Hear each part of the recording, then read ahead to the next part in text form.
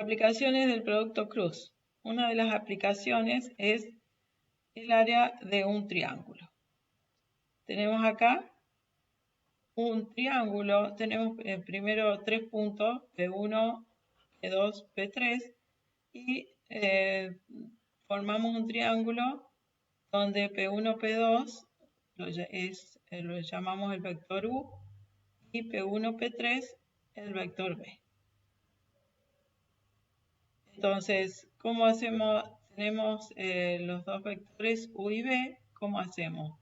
Necesitamos la longitud de la base, un medio de la base por la altura. Si tenemos este vector, podemos calcular la longitud de la base, que va a ser la longitud del vector U. La altura, ¿qué va a ser? Va a ser la longitud del vector B por el seno del ángulo que forman los dos vectores.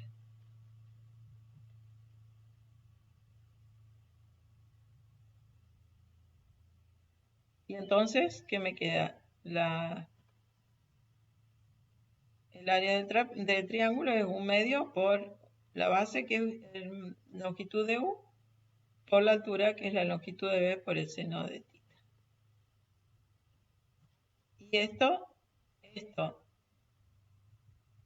Y la longitud de U por la longitud de B por el seno de θ es la longitud del vector producto cruz de U por B.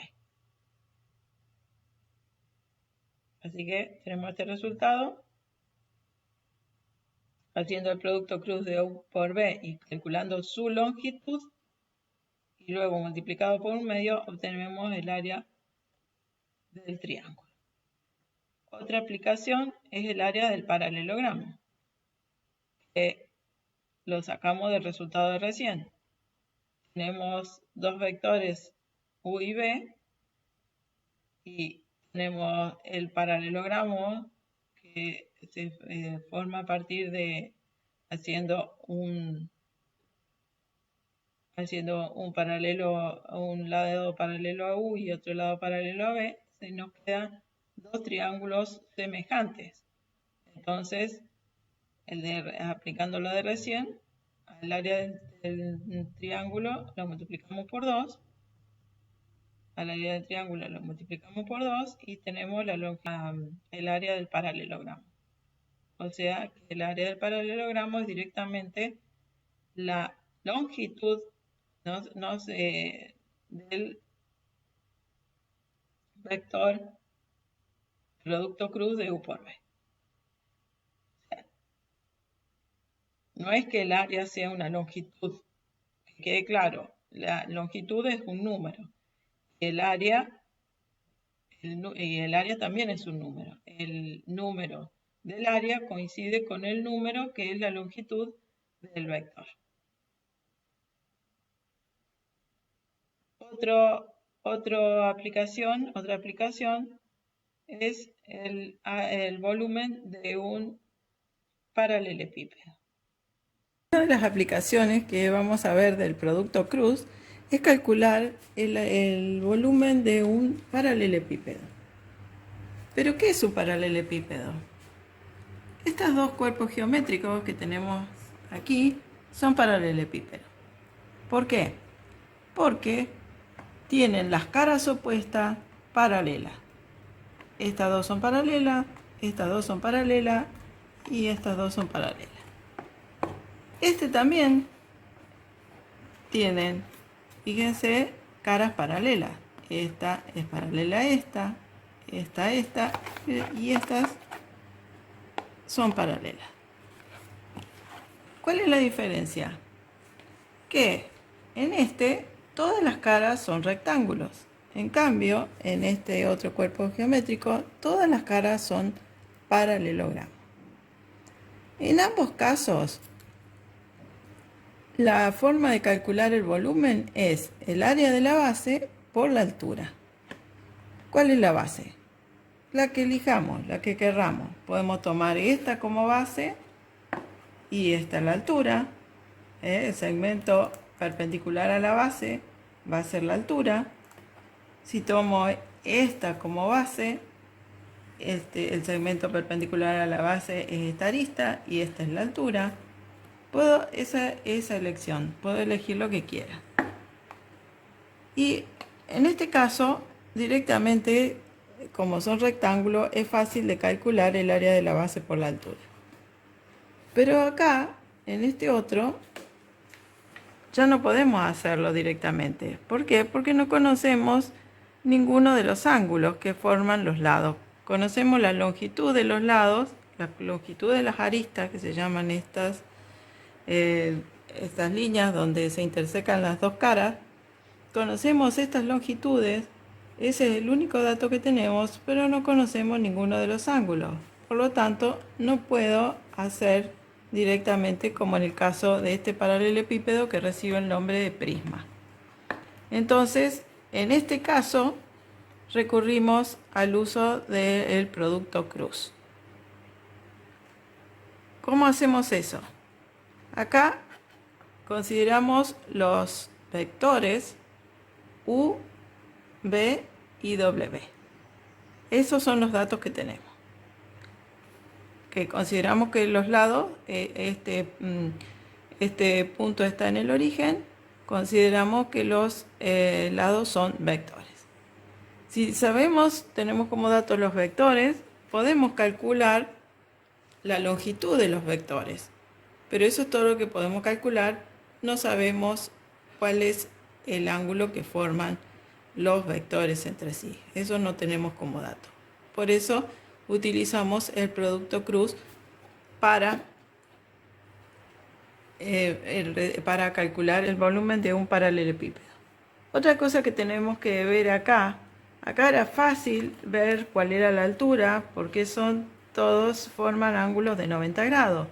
En cambio acá la altura es un segmento perpendicular a la base. Primero tengo que elegir cuál va a ser la base. Puedo elegir cualquiera, como dije, cualquiera. Puedo elegir esta, donde está apoyado ahora. Puedo elegir esta. Puedo elegir esta. Cualquiera de las caras puedo tomar como base. Si tomo esta como base, entonces esta cara queda sobre el plano acá de la mesa. ¿Y cuál va a ser la altura? Una línea perpendicular, el segmento perpendicular a el plano que contiene la base. Fíjense que acá queda afuera, no es como en el caso del prisma que quedaba directamente, era una de las aristas del prisma. Acá es un segmento que está, en este caso, por fuera. Podría caer dentro de la base. En este caso también queda, el segmento es por fuera. Y en este caso, el segmento, acá el segmento, fíjense, es una línea que va desde el vértice y es perpendicular al plano que contiene a la base. Acá hemos tomado esta cara que está en lila como la base, entonces es la cara que está formado por el vector B y W. Entonces tenemos que calcular el área de la base y la altura que hemos visto ahora. La altura es este segmento. Entonces tenemos el área de la base, ¿cómo la calculamos? Es el área de un paralelogramo. Así que está formado por los vectores U y B. Equivale a la longitud del producto cruz de U por W, que son los que forman la base, porque es la base elegida. Podría haber elegido la base formada por U y W o cualquiera, como ya dije. Entonces nos queda que el área de la base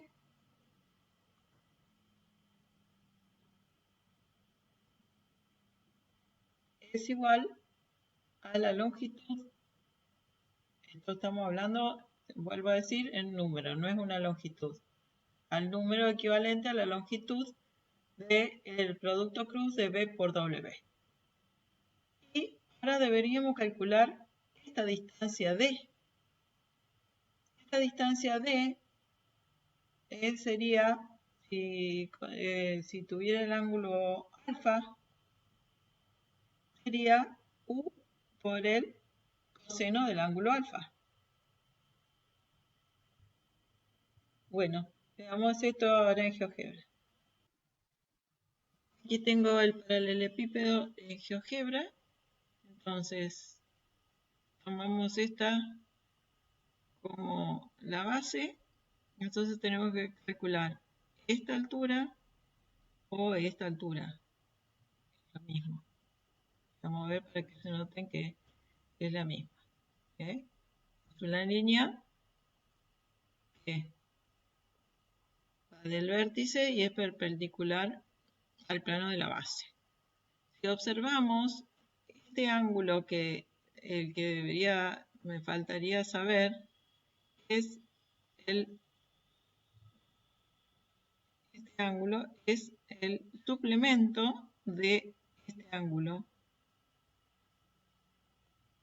Pero ese ángulo es el que forma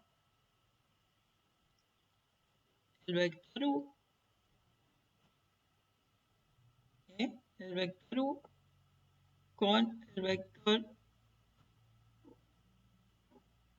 U por B.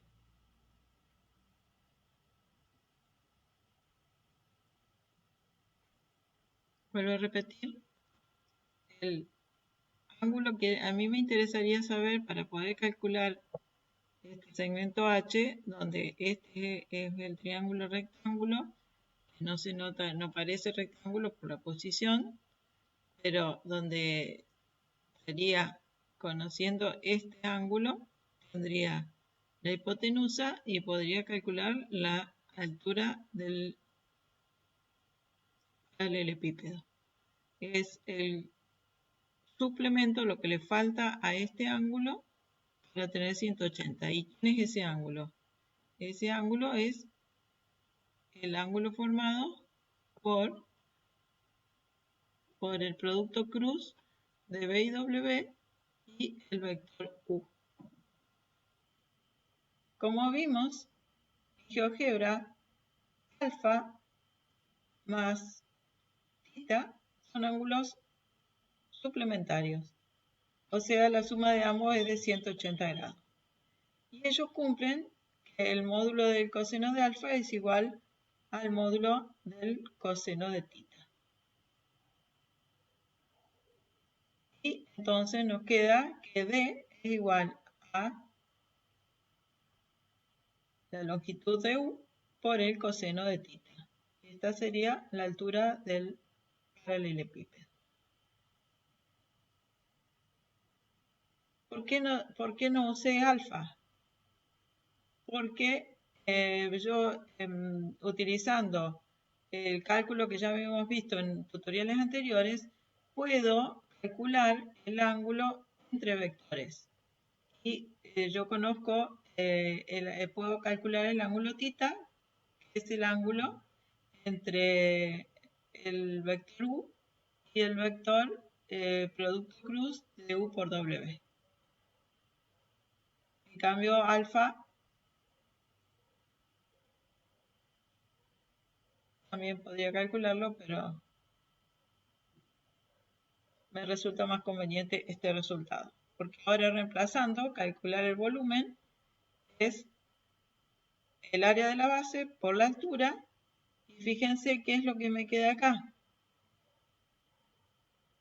Siendo el coseno de θ el ángulo formado por el vector U y el vector producto cruz de B por W.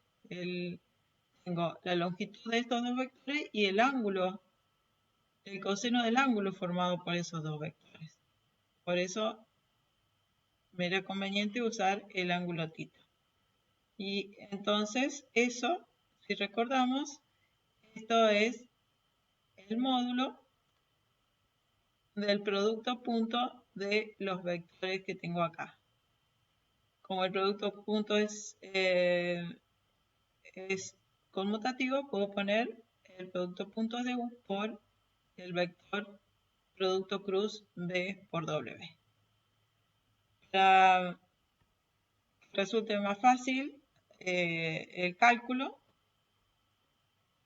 vamos a calcular, esto ya vimos, equivale a un determinante. Esto equivale a un determinante, pero tenemos que calcular el valor absoluto para que me quede un número positivo. El determinante puede ser negativo. ¿Qué ponemos acá? En el primer renglón ponemos las componentes del vector que voy a utilizar para calcular la altura. Y en los otros dos renglones, en la fila 2 y la fila 3, son los dos vectores que elegí para formar la base. Bueno, aquí termina este tutorial.